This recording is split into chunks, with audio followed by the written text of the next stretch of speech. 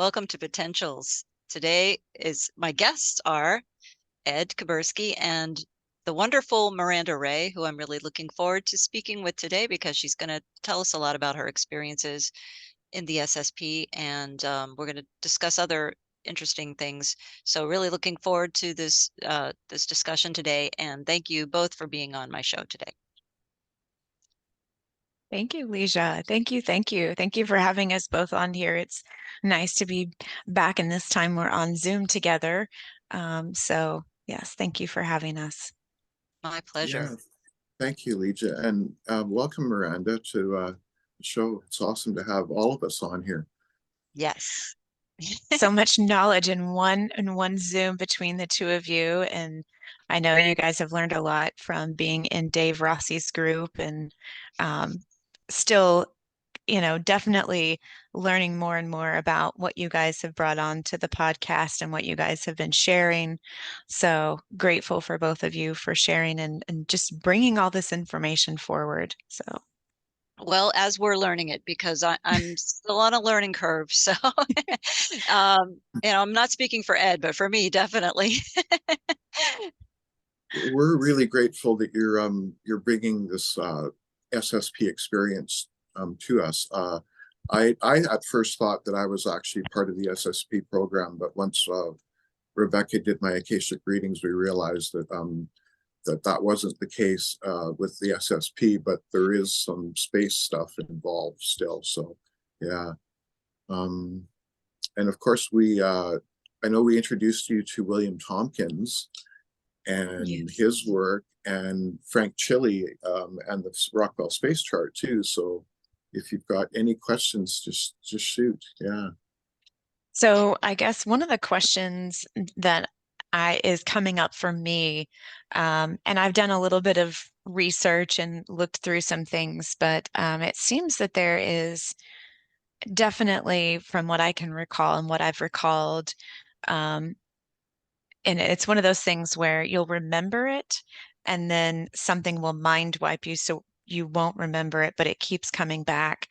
Um, and I kind of had to create like this timeline starting as early as I could in childhood and, remembering, like, hey, this doesn't make sense, or why does this seem like a weird memory that doesn't fit? It's almost like your life is a big giant puzzle and you have memories that fit naturally into the puzzle. But with SSP and those experiences related to Black budget programs, it's like they're puzzle pieces that don't fit anywhere in the puzzle that you know as your life. So that was kind of my reason for starting as early as I could and just making a timeline and just going forward and, recalling memories of things and missing time. And that's kind of where I landed with some of this, what I guess they would call mind or psychological warfare. I remember it being as early as probably 7 or 8 years old, and having these. There were two types of experiences that I would have at night. One of them would be extremely vivid and um, very, very traumatic dreams of being chased, of someone, trying to kill me, very much trying to instill nothing but fear, like you are hunted like prey. Yeah. And in between those experiences at night, and sometimes it was the same reoccurring experience, like the same, it was almost like they were running a program of, Yeah. we're going to put you in this dream and you've got to fend for your life. And, if, it was almost very much like this training to survive and always instilling this fear of being killed. The Not to other, oh, go not ahead. to not to stop you, but just for the audience's sake, I forgot to mention what SSP stands for. So Yeah. I'm just assuming that everybody knows, but if you Yeah. can. Yeah. Secret Space Program is what SSP stands for. So again, very, very honest here. This was never on my radar until about 2, maybe even 3 years ago. And I had stumbled across it by chance when I was watching Dr. Michael Sala's channel, and I was interested in his channel for other reasons, learning about exopolitics, but never really truly understood the personal connection until I saw his interview with Mark Demizio. I have to commend Mark Demizio for coming forward and sharing all that he shared. I know some of that was really, really, it's emotional. It's emotional. And then I looked into a Rebecca Rose a little bit and still not fully comprehending the connection to my own experiences until I started doing my own SSP recall by chance, by meeting some elderly man at a laundromat. Again, Right. it's one of those things where from the shamanic perspective, I understand that when I come in contact with people, again, the eyes are the window to the soul. And this man I recognized, and all these memories started to unlock when I met him at the laundromat. So that just kind of gives a brief overview of some of what I've already talked about on Phenomena podcast, on X Spaces, and then also on yours as well. Yes. But the childhood training at night consisted of either like these consistent over and over like programs where you were put into where you're in a dream state and they place you in this scenario where you're literally being chased. You are forms of torture, just literally feeling like that someone or something is going to kill you. Lots of images of demons and demonic things mixed in. But a lot of it Wow. dealt with being chased, like being hunted, like running through the woods in the dark. Just extreme terror for going beyond the normal nightmare for a child. And what was so weird about it was the same consistent ones over and over and over again. In between those, there were experiences at nighttime where there were these men and they looked to be human, and they were often wanting to play a quote game.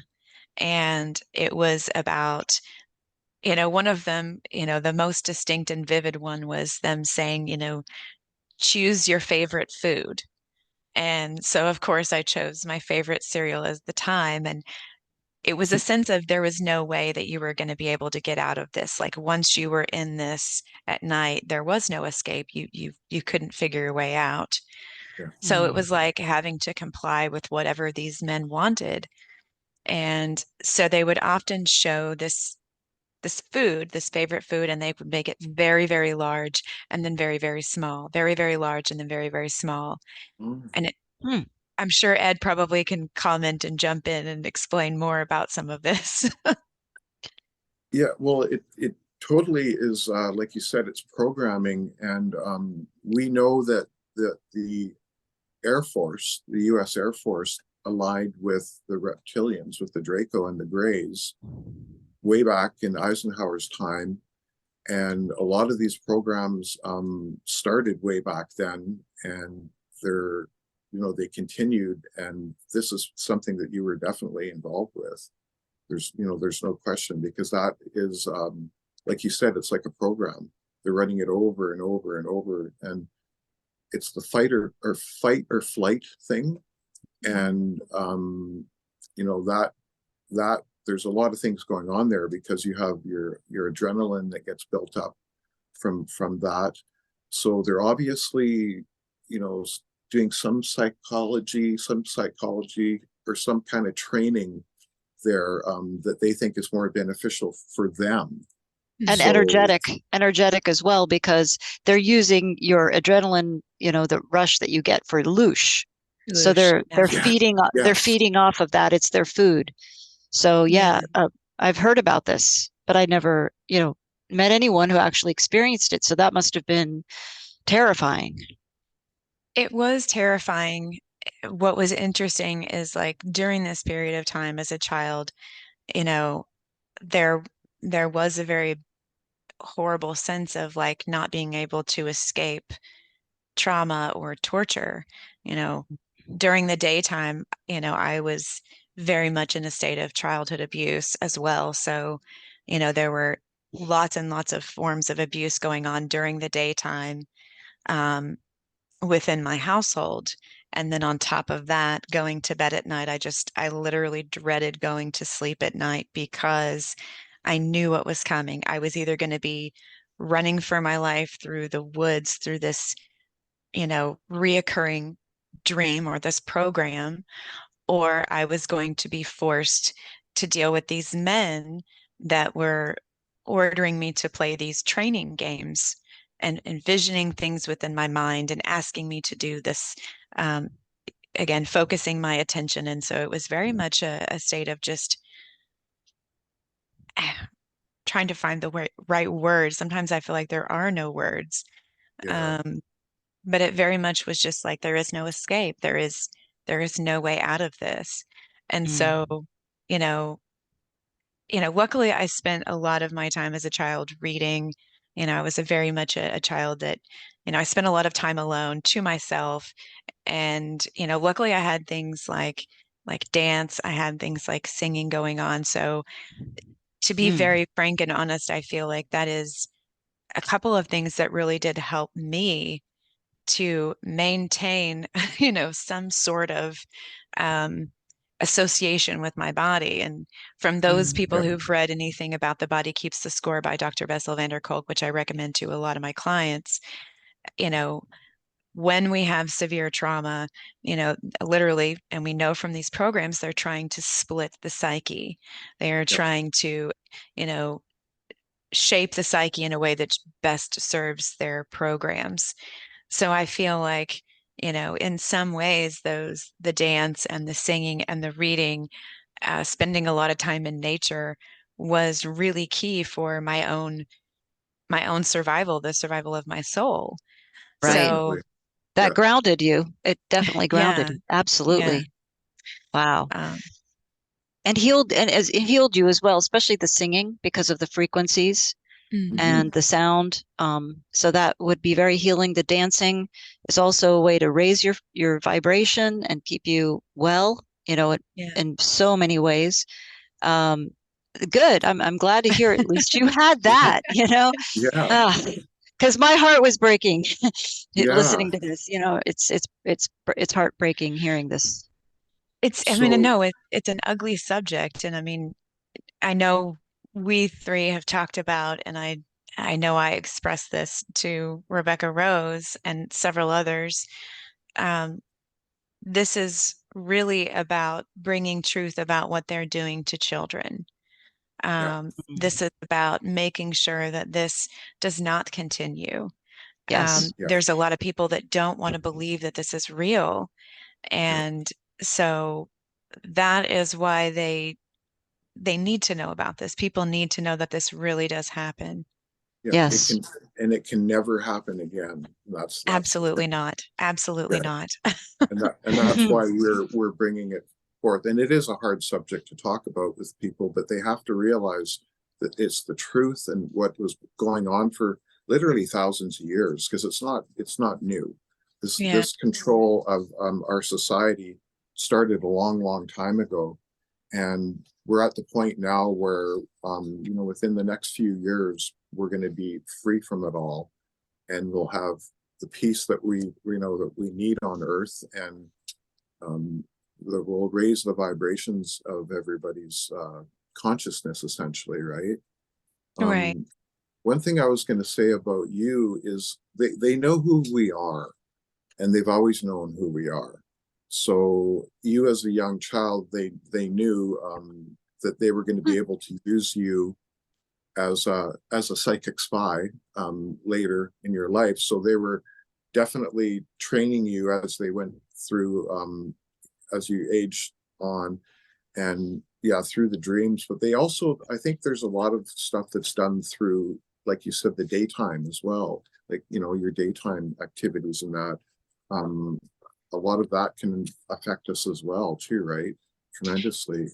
Yeah. And I will say this. I mean, to be very honest, I feel like my experience could have been far worse based on um,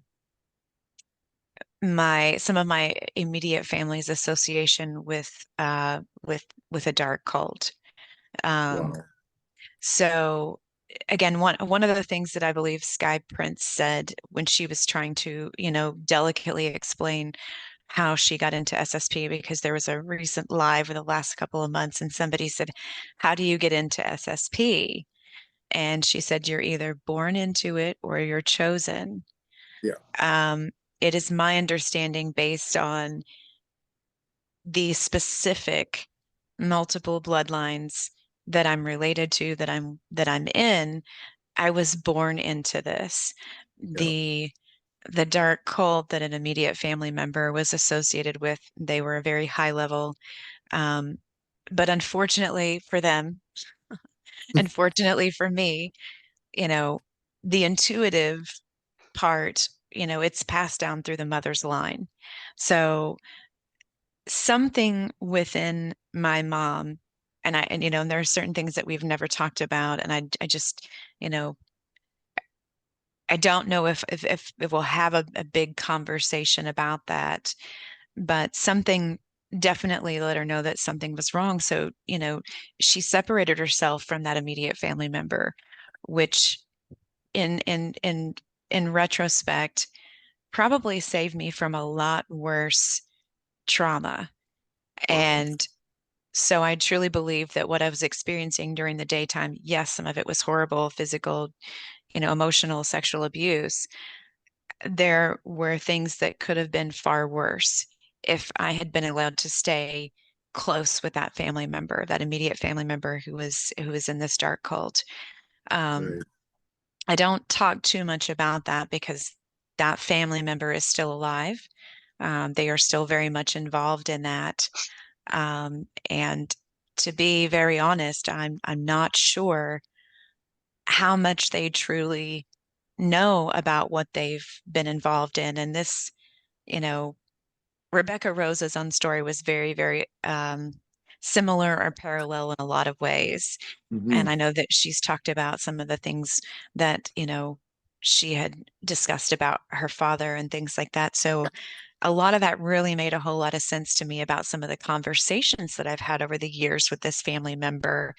Um, again, one of those things, one of those puzzle pieces, the weird, odd puzzle pieces that stuck out to me during my youth and growing up was this immediate family member who worked for the military industrial complex, first in private sector and then later on um, within the actual military industrial complex. Um, they had made a trip somewhere, and it was a very odd place, Antarctica. And Mm. it was Yeah. a very odd place to travel for someone who, according to his title and the division of the government that he worked for, seemed like a very odd and strange place for him to visit. And Right. I just remember him, anytime that came up, he always said the exact same three phrases about the trip. And it was like it was on a loop. And there was never anything else discussed more. It literally, and I was like, man, it sounds like a recording. Like, why does he Yeah. say it the exact same way, the exact same tone, syllables, like everything was the same. And it was just like the same three sentences. And it reminded me of like one of those childhood dolls where you pull the string and it says a Yeah. phrase. Yeah. And I Yeah. was like, why does he never say anything else about this except for those same three phrases in the same order, same tone, Yeah. same delivery every time? And I was like, that just is so weird. And so that was another one of those missing little pieces. I was like, this just doesn't make any sense. And I knew that there were lots of things that he did within his job um, I, that were classified or top secret.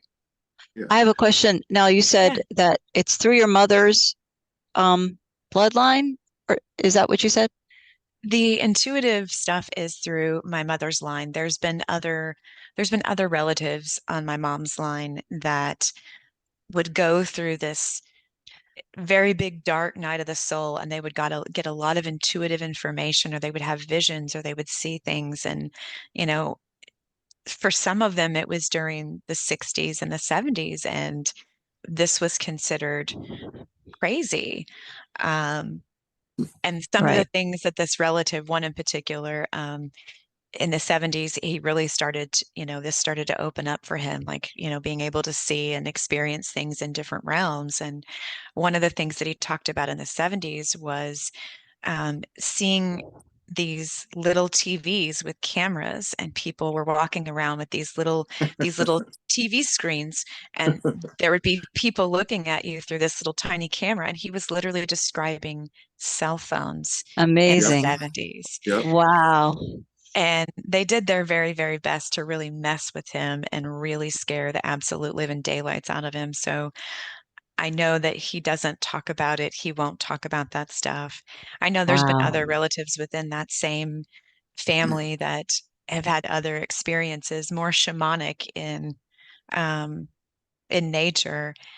And because the awakening for them was so severe and extreme, and they did not have the support that they needed, it was very traumatic. And they basically were just like, I got to shut this off. And I Right. understand why. Right. It's interesting to me how the shamanic cultures, like if you were in Bali or if you were in Native American tribal or indigenous cultures through Europe and South America and all of this, if you were having these experiences, you would be considered, Right. You would honored, be, yes, you honored. would be honored.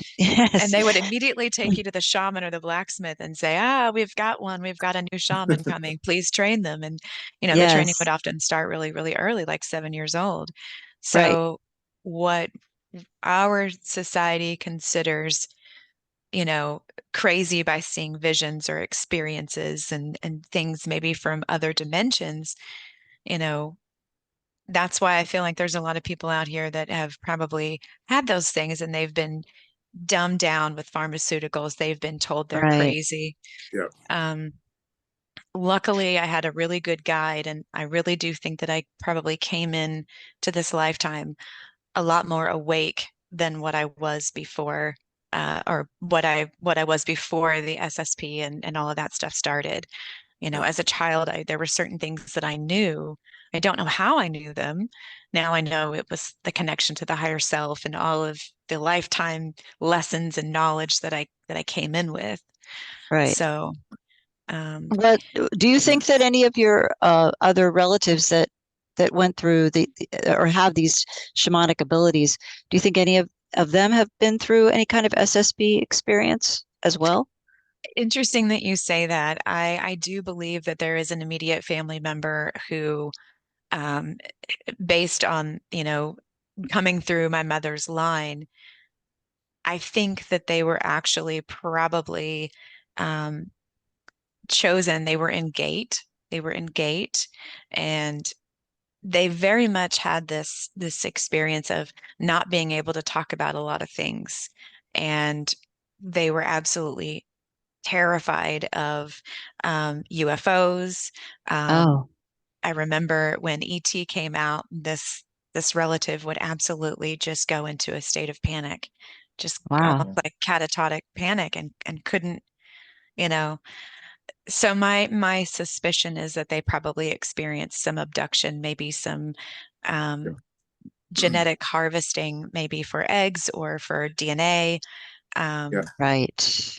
yeah, so interestingly enough, my father's line, the intuitive stuff runs on that as well. I Huh. know my father had amazing photographic memory.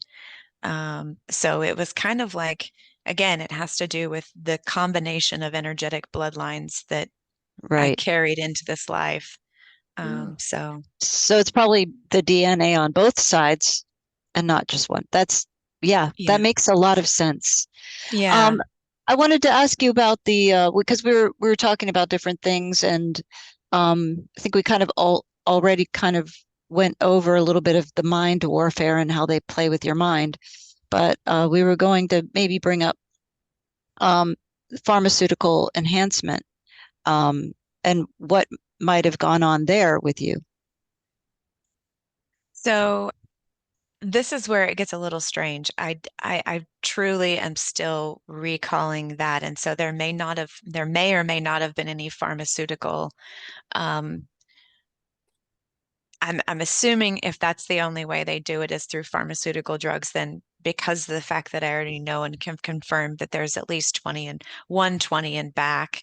And from my understanding, once they've chosen to utilize someone with an SSP, they try to maximize their investment Yeah, by, like, oh, well, this one's a perfect specimen for this. Let's see what all their abilities are and how many clones can we make to yeah, get the most for our money, our black budget money, just so to Right. speak.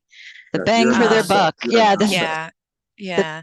Yeah, So one thing that I will say is, during teenage years, probably around the age of 13, 14, I would get these horrendous episodes of just this wave of heat coming through my body, and I would get super, super lightheaded, and I would pass out. So, and this would happen, and it gradually got to the point where I would have a horrid migraine headache, like anywhere from a couple of hours to a couple of days before this fainting spell that eventually turned into grand mal seizures. oh, Um, wow. so, anytime that we went to a doctor or neurologist, they were like, oh, we have no idea what this is, but because they became so severe right around the time that I was turning 17, 18 years old, they put me on a pretty strong anti-seizure medication that literally just made you like a walking zombie. Yeah, So having very little memory, I remember going to college classes, and I would write my notes while I'm sitting there in biology class, and literally I'd get done and I would not be able to read any of it. Like it was like, and there were many times when I'd left school or I'd left work, I'd get in my car and maybe 20 or 30 minutes would pass and I would be in a completely different town and had no idea how I got there. wow. wow. Uh, Yeah, and probably the most traumatic experience where I know was missing time um, was around this period of 17, 18 years old, which I find interesting when I compare it to Mark DiMesio's story about him considering going into the Navy. So there's something with Mm. this 18-year-old age of recruiting and all of that kind of stuff.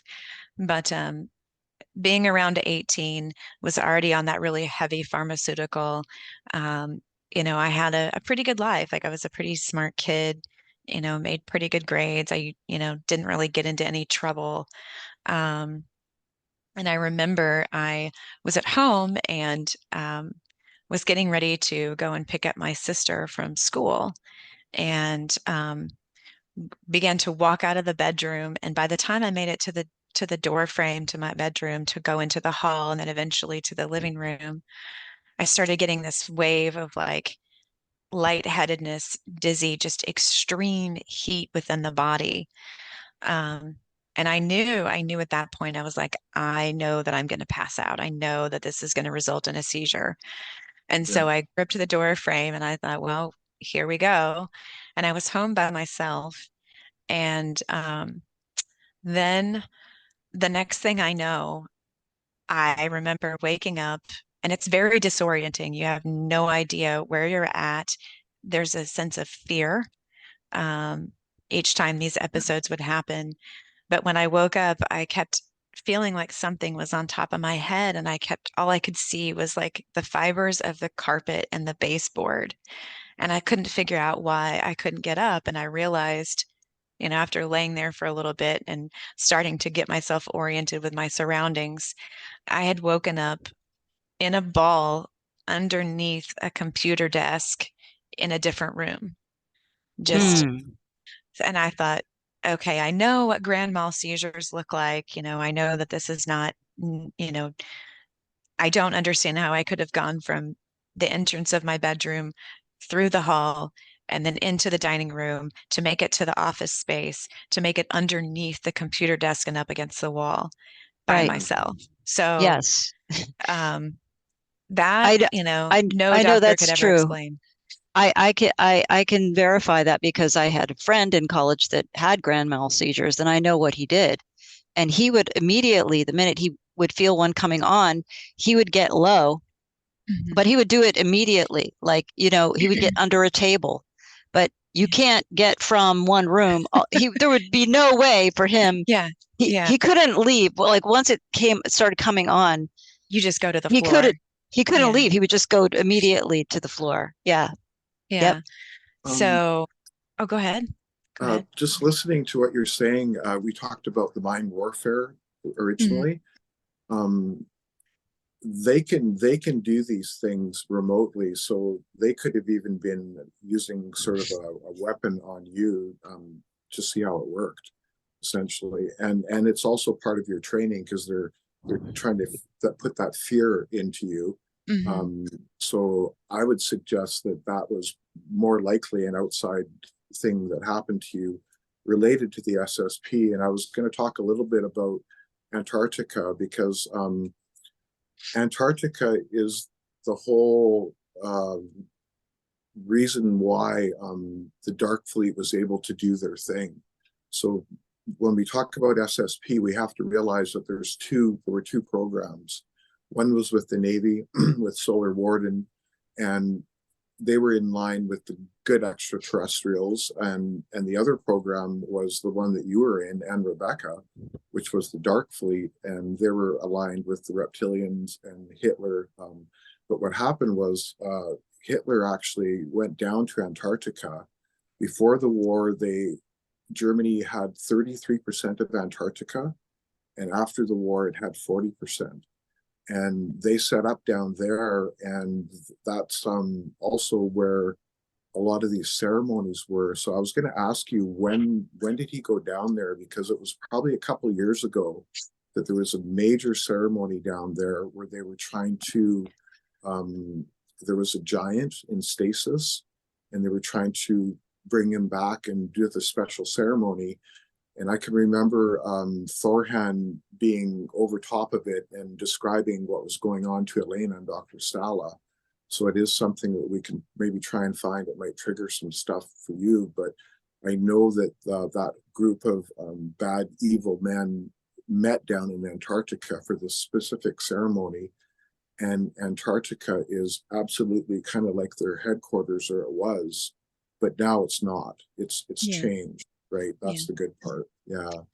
So their trip to Antarctica, and again, you know, I know roughly what age I was, so it would have been in the early 90s that they would have gone to Antarctica. Okay. So, which is interesting because again, it's one of these things where you have all these random puzzle pieces, and the only way to really go back and do the recall is based on, you know, what school did I go to, or what, you know, what age was I? Was I driving or was I not? Was I living in this house or was I living in this house?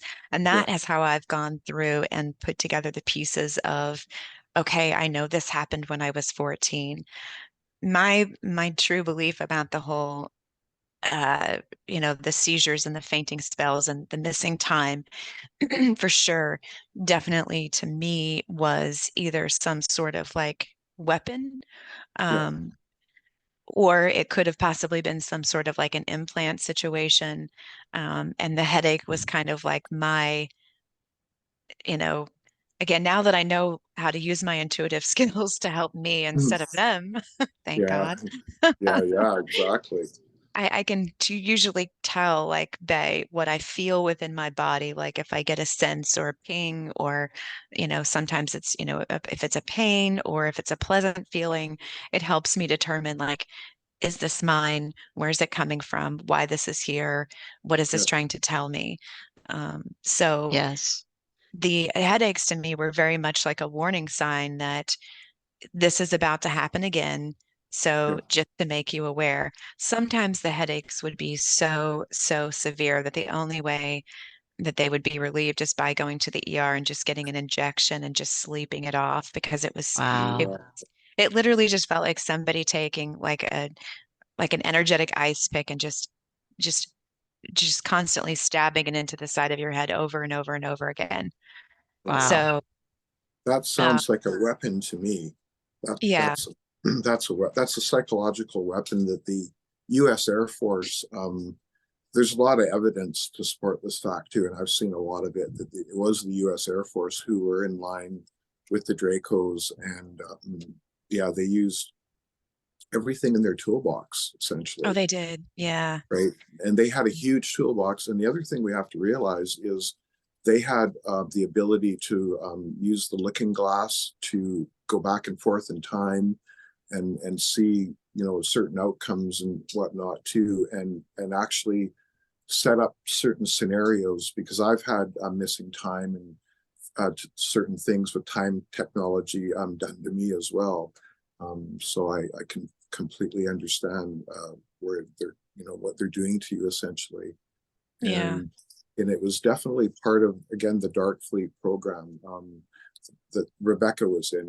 You and Rebecca have a lot of similarities. Like I know Rebecca quite well, and I actually spent a lot of time researching her before I even had an Akashic reading. And yeah, there's a lot of similarities, and that's also why you were drawn to her as well, too, right? Yeah, I remember watching the very first video that she posted about sharing her story. And I think I might have made it in just maybe 10 or 15 minutes. And I was like, this is too eerie. This is too eerily familiar. This is too creepy. This is Yeah, not creepy in a bad way. It was just more like, this is way too familiar to me. Like the yeah, experiences and the things that she was talking about, the family associations. Interestingly enough, part of that psychological or mind warfare, while that was also going on, you know, I was kind of breaking away from some of the immediate family that, you know, that were causing trauma in the daytime, and, you know, also trying to go to school. And um you know, I was pretty on track at 18, you know, like I had a really wonderful high school boyfriend, you know, I had good friends, I had a job, I was, you know, taking courses, working towards a psych degree. Now I understand why I chose psychology. I was drawn to things like anatomy, biology, and psychology. Those were like the three things. And I think I was trying to really figure things out, like, what is this Mhm. experience about? Why are things the way they are? Why am I the way I am? And it was around, I think, the second semester in college, maybe second semester. Um, I started getting these phone calls, and it was, again, once again, I was home alone by myself, and this man, and I was on this heavy pharmaceutical for anti-seizure, so it literally was like you were walking around like a zombie, you yeah, know, horrible, horrible memory problems, but was still managing to try to like make my way through college and daily life. But this man would call the house, and, you know, he only called a few times, but what was interesting was that I remember picking up the phone, and he gave some very like vague details about who he was. He claimed to be a fireman. And Mm. at first, you know, this call seemed a little strange. And then he started walking through my day, and he knew exactly where I was on campus. He had mm, seen me with my boyfriend walking me from one class to another. mm, And even though there was this sense of like, this is creeping me out, it was for some reason energetically, I could not get off the phone.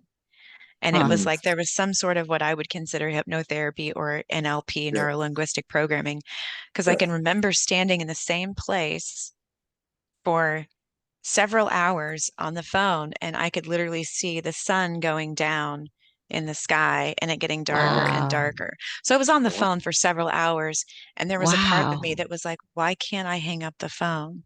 yeah. Right. So Programming, it's programming, yeah. programming it, not too long after that, I remember it might have been less than 6 months later. I woke up one morning and just was like, I need to break up with my boyfriend. I need to do this, and like complete 180 of my personality, you know, you know, cut off all my relationship with, you know, a lot of people that I cared about. I know it at the time, it probably just literally broke the boyfriend's heart. He was a wonderful guy.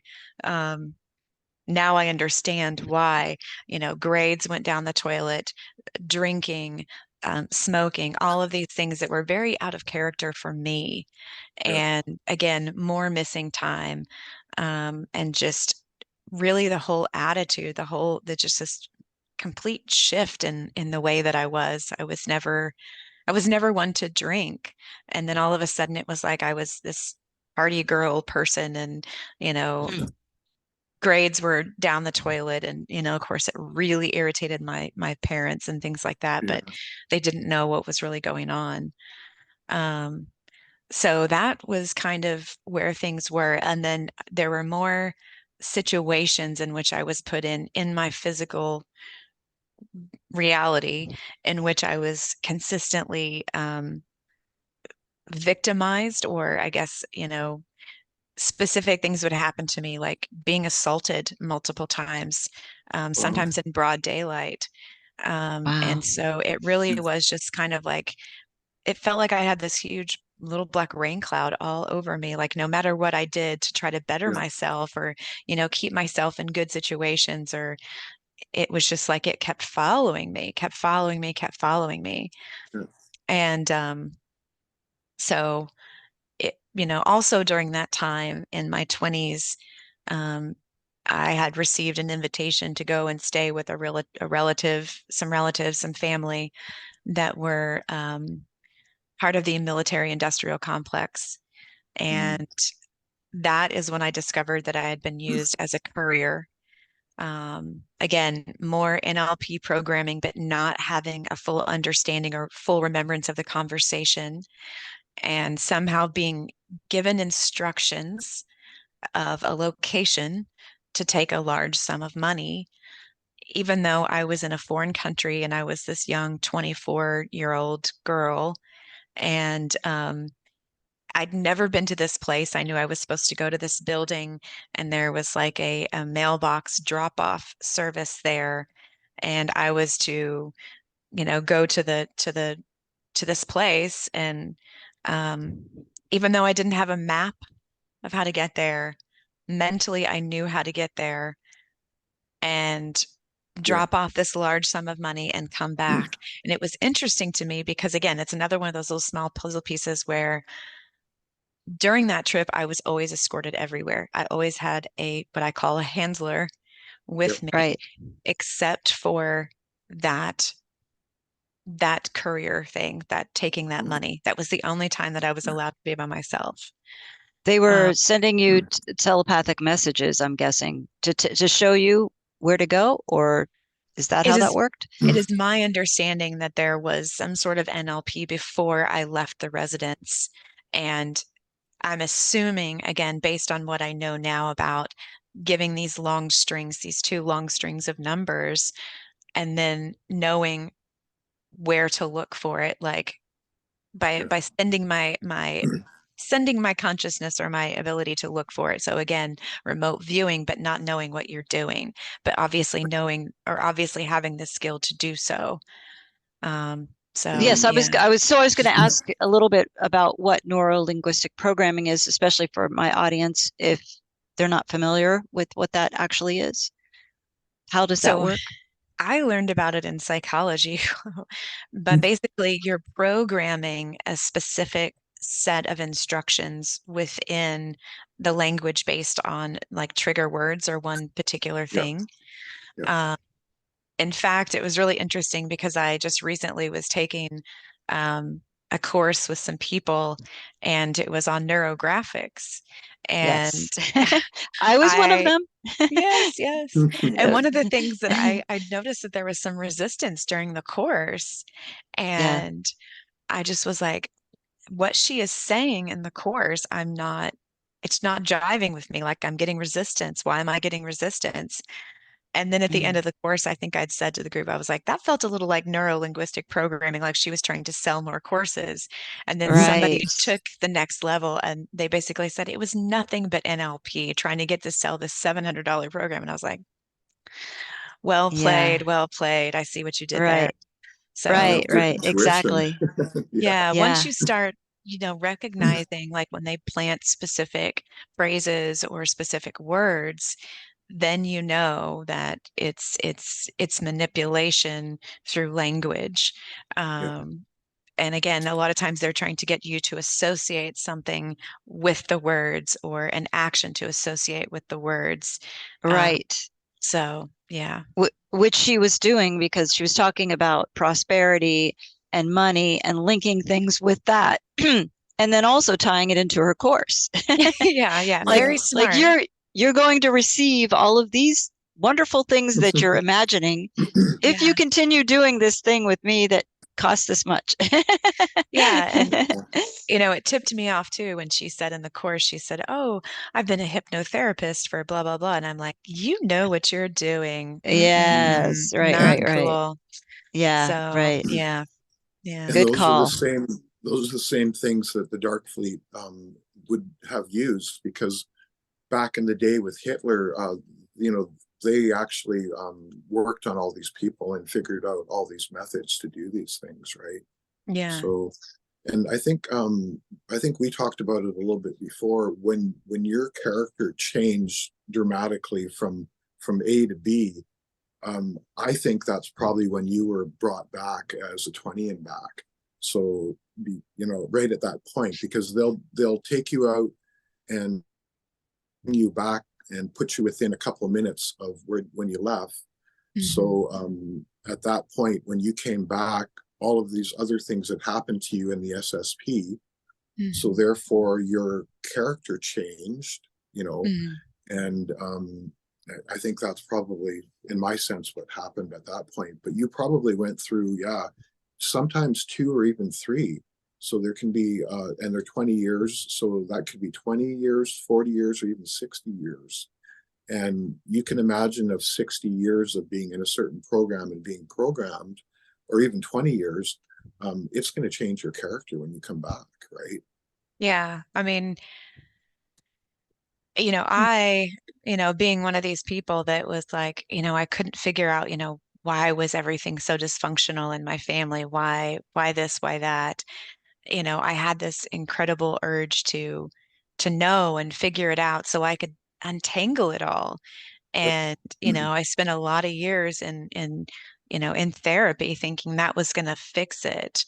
And, spent 7 years pretty hardcore in regular therapy and then also in a women's trauma group. And I still felt like none of these women have had the same experience. Why is this so, pardon my language, why is this so fucked up?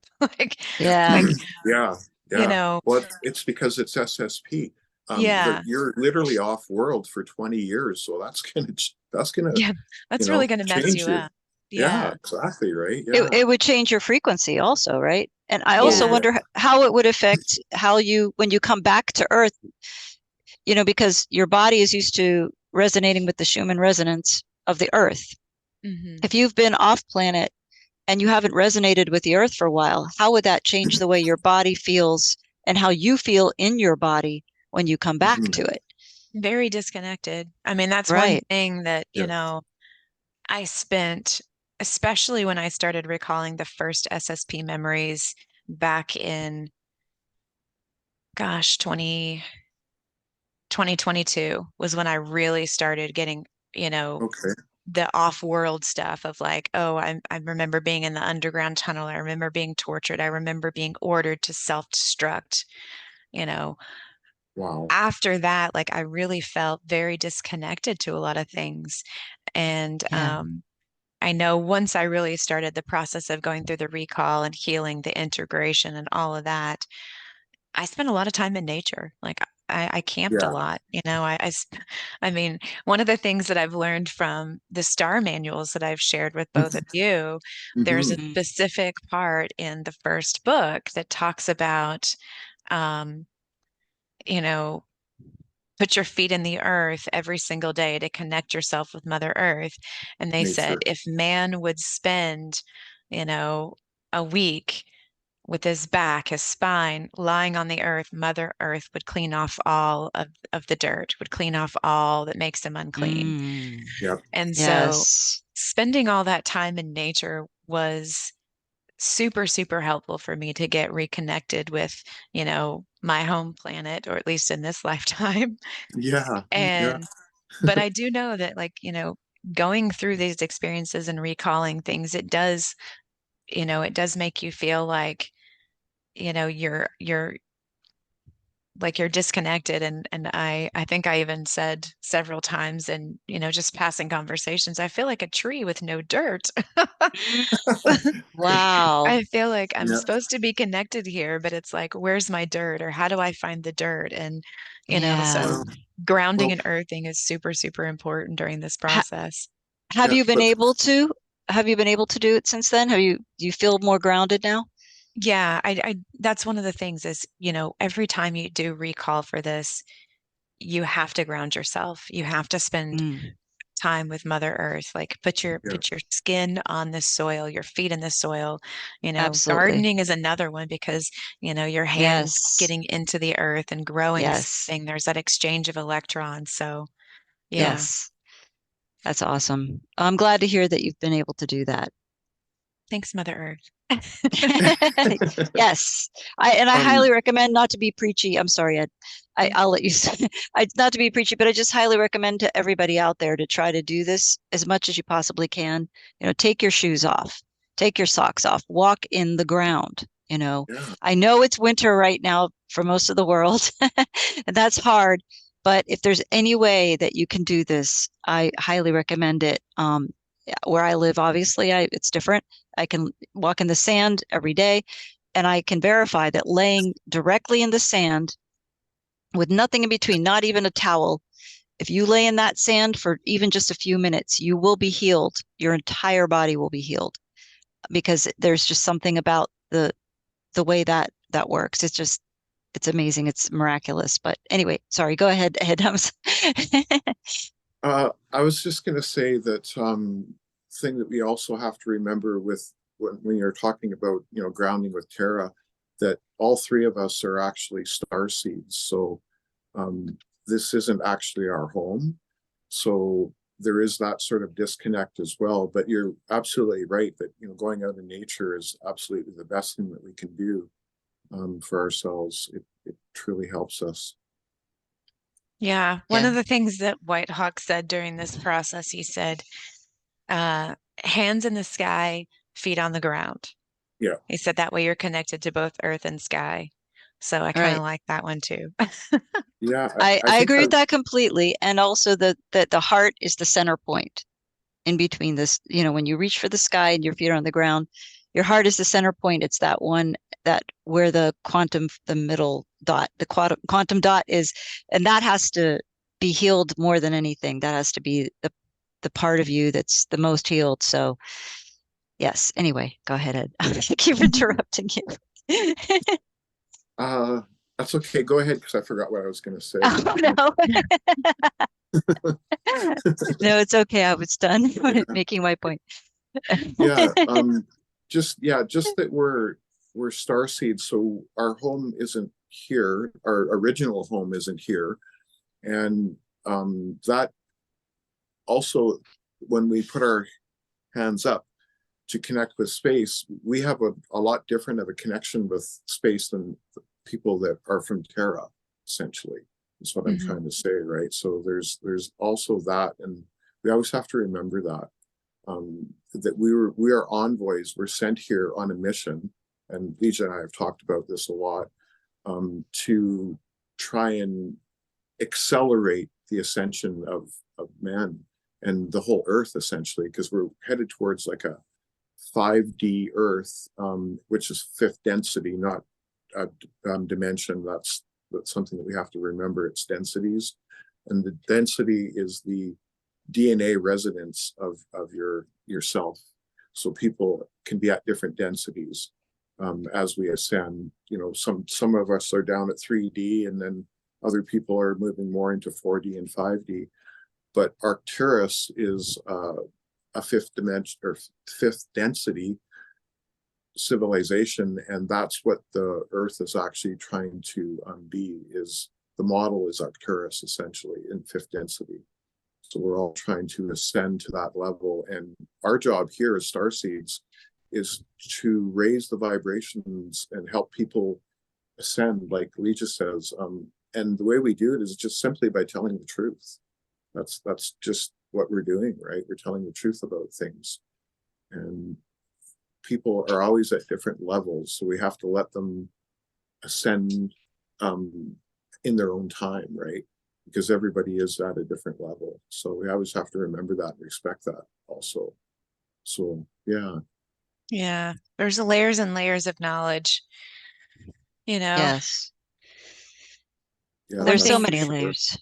One thing too about, at least this is what I've gotten in channeling from White Hawk lately, is, making sure that people are grounded into the earth, just because of all the high frequencies that are coming in, making sure they're connected, Right. so super And important.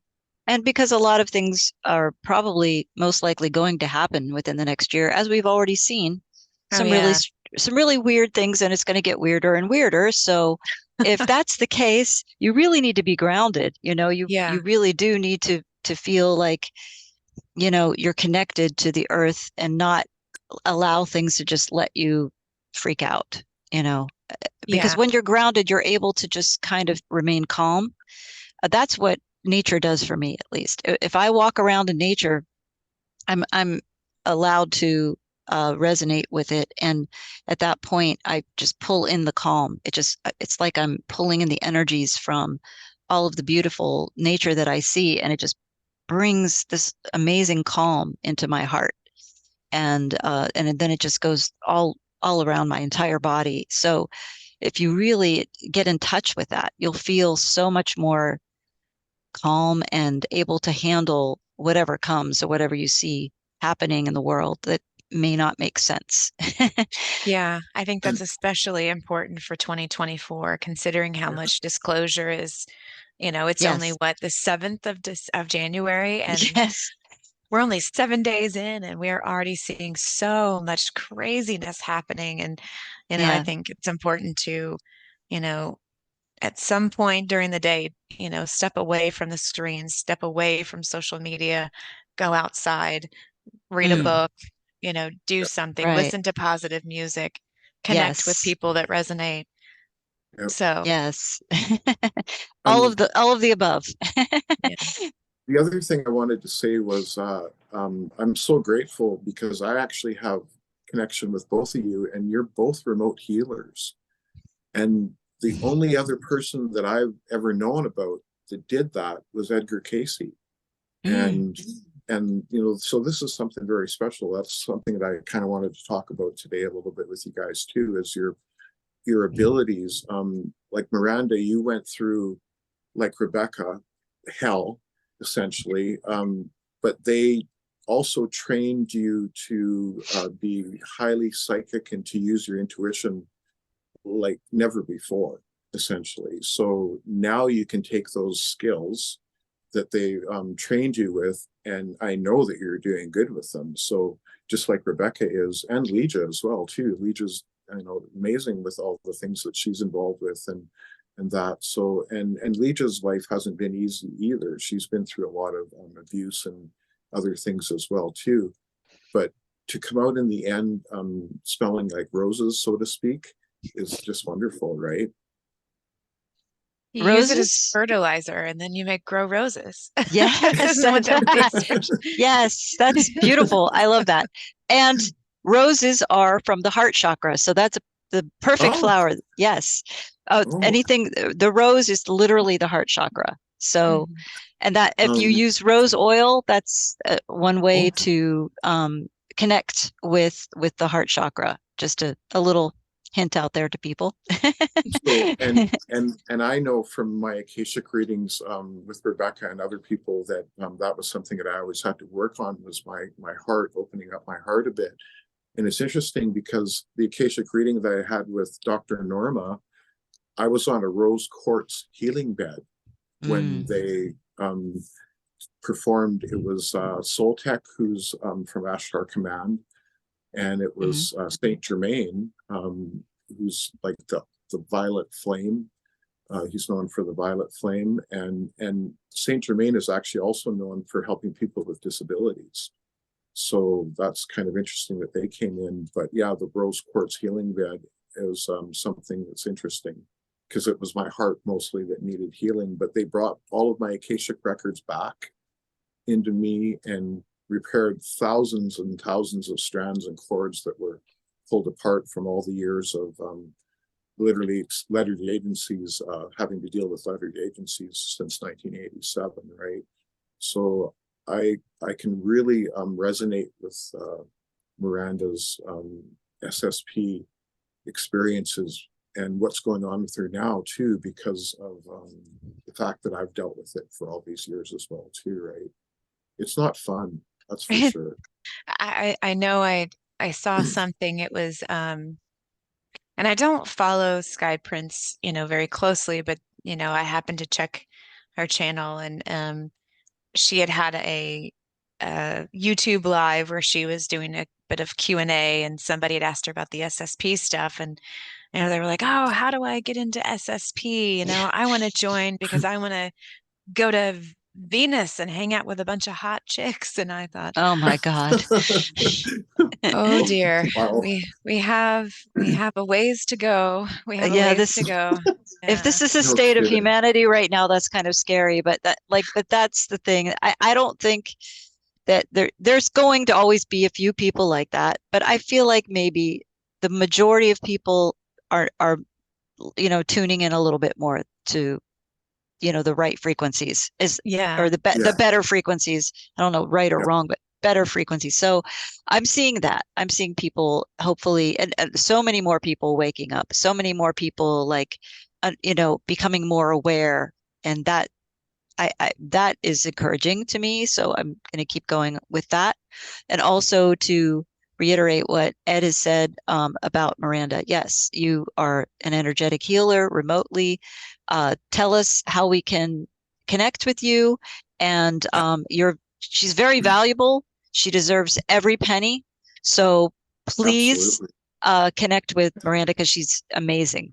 I As a matter of appreciate that. fact, I'm going to be doing a session with her sometime this week, actually. So I'm really looking forward Yes. to that. Or next I'm week.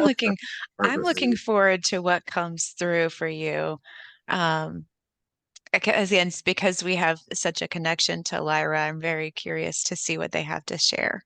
So Definitely. And so Miranda, how would someone connect with you if they wanted a healing they can go to remotely? my website, goldenthreadhealingarts.com, or they can email Yes. me directly. It's miranda@goldenthreadhealingarts.com.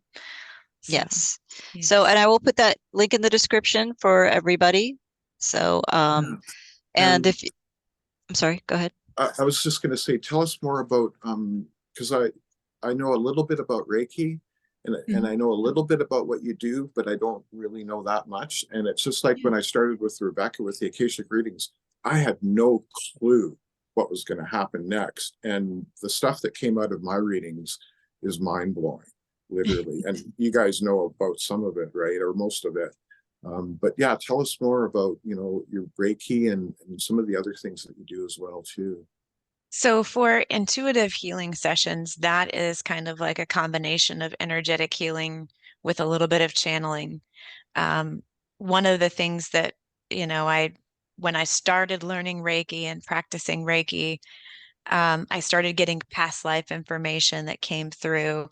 So then I kind of was nudged to learn, past life regression hypnotherapy. And then I started getting a lot of stuff about the physical body and seeing the physical body as one layer and the energetic body as another. So I thought, well, I need to know a little more. So I took Carolyn Musa's training on medical intuitive work. And so these intuitive healing sessions are very much calling in the star nations, but they're also allowing me to go into the physical body if we need to.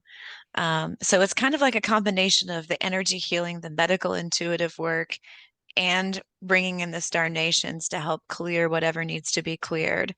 Um, what I find is that we'll start with whatever the issue is that we're setting the intention for the session. So if, say, somebody's got some back pain, we'll start with the back And then we'll say, well, why is this here? What's going on? And it usually leads me to other parts of the body. And then we do a full clearing on the chakras and then an auric seal. And then whatever kind of channeled message, whatever kind of guidance they need, whether it's about modalities to practice, ways to support themselves once the session is over, guidance about an issue, especially if there's something big like a new change or a completion of something, that will usually come into the session as well. So it's like, even though I took all these modalities and certifications and classes, it's always been very much guided by White Hawk and the Star Nations of this is how the sessions work. And we also do ancestral healing in there too. So it's almost like their own unique method, even though I learned all the other things and they still apply and I still, draw upon those. Ultimately, it's working in tandem with those galactic energies to bring forth whatever the person needs. Um, I am being fortunate enough that one of my clients is willing to share on, and I'll probably share it either on YouTube and maybe even the website, just the whole session, the whole recording, so that people will understand what it looks like, what it feels like, what it sounds like. Because I've never had the opportunity to share that before. And I'm very grateful that they're willing to do that because I know sometimes things are personal. Right. I think I asked Andrea if she could do that, and she said she couldn't. Maybe if I have another, I won't do it with the first session because I don't know what's going to come out of it, but maybe with Yeah. the second session, we could do that because I'd be Yeah. willing to do that if you were. Yeah. And Lígia Yeah. was, right? And one of the, Oh, yeah. one of the things that, I thought about, I know that there's past life regression hypnotherapists that share the transcripts and read those. So that Right. might be another way to share. But this client was very willing and very open. So again, I told them, I said, well, let's do the session and I want you to integrate and then tell me how you feel and we'll go from there. But so far they're a yes. So yeah. Cool. No, I'd be willing to do that because I was actually trying to find someone to do that type of thing on potentials, just so that people could see the potential of all of these different things, right? Because, like I said, when I did the Akashic readings with Rebecca at first, I had no clue what I was going to get into at all. And it blew open my world in this last year so tremendously that my head is still spinning from it, but it's all good though. Like everything that I learned, and that's the thing about this. You guys are healing. That is your main purpose, your main intent, and that is so beautiful. I just love that. Eventually, I mean, first off, I'm very grateful for Rebecca Rose. And, after I had my session with her, I was like, wow, this is, what was coming through and the way it was done, was really helpful for me to see another person's, method in this kind of thing and being like, Yeah. okay, like everybody's style and the way that it goes is unique, but there are common threads through them. And, Definitely. just being able to be a conduit is probably Yes. is probably the most wonderful gift. I mean, yes, all of the SSP stuff and all that stuff was absolutely horrible, but on the Yeah. other side of it has been, it's been life changing. I couldn't imagine not doing this work. I couldn't imagine um, not continuing to work through the SSP memories because there's just so much knowledge to be gleaned from that. So Definitely. Yes, Well and said. thank you for sharing all of this information with us. Also, I would love to at any point host that that experience if you yeah, wanted to do it, and I would absolutely, showcase it because I really feel like this is something people need to see how it works. yeah, A lot of people don't understand it, so I think this would be the perfect way to show people how this actually works and how effective it is. So thank you Yeah. for both of you for wanting to do that. Yeah, gratitude. I'm excited to do that. Yeah, it's something that I've always wanted people to see. so that they can understand, you know, the Yes. process, but also to realize, like in my case, you both of you know that I've gone through quite a bit physically, and Mhm. everything that Lígia has put forth has helped tremendously. Like Lígia, she remote heals all the time, because I can actually feel your presence even when I'm not talking to you, right? That's true. Thank you. There's Thank no you. question about that. Yeah, and I know that it'll be the same with you, Miranda, too, as soon as we start working together, because I already resonate with you as well. It was like an almost instant thing when we first had our first Zoom call. We put poor Lígia to sleep, as a matter of fact. Remember? We did keep her on the phone a while, didn't we? She was literally almost sleeping. Like, she had her head back and she was I was in bed. I literally was in bed, and I was Yeah. just like, I'm just gonna lay here and listen to what they're saying. Next time we won't keep you up so late, I for like promise. 3 hours. Yeah, Yeah. it was a long Zoom. It was a great conversation though. It So, was. That was but next awesome. time we'll make sure that we don't wear her out and put her to sleep. Exactly. It was good energy. It was all good. But well, Was. thank you guys for coming on Potentials again. And I always love having you both. And I really look forward to the next one and doing this. I'm really excited now because I can't wait to see this happen. And Yeah. people need to see this. People need to understand how it works and see how effective and wonderful it is. And you know, it's so cool that we don't have to be in person to do these things anymore. Yeah. It's something that we've always had the ability to do. We we just need to get in touch with these gifts that we've been given. And once you're in touch with them, it's so amazing that you can help other people learn how to help themselves, Yeah. learn how to heal themselves. Yeah. And then it's like a wave. It just, you know, it carries to the next person, to the next person, to the next, and it's going to be a beautiful world. So you know, I'm really excited. I'm I, very Thank excited. I Yes. describe that as Lígia's love bubble, or anyone else's love bubble. When it's really big, it does affect everyone that's around, and not just that, everything, plants, cell phones. Like Lígia says, don't be mad at your phone, because I'm always, No. you know, she knows, right? Well, Quit yeah, staring at your phone. technology, you know, it's a tool. It can be used for good or bad. And if you know, you can make it be used for good if you really want to. So let's see Yeah. that happen. Yeah. Let's Well said. Very well said. Well, thank you for yes, having us on, and thank you again absolutely. for the light that you both bring, the knowledge, and assisting humanity during this crazy, wild ride that we are on. That's a Yes, good way let's to hang put on. We're hanging on. Yeah, yeah, Dig your feet in the dirt, everyone. this is true. It's gonna be crazy, but we'll be all right. We will. We will. I know we will. We've got Yeah. each other. So Yes. Yeah. love to That's everyone great. out there, and we'll see you around the next time. Ciao for now.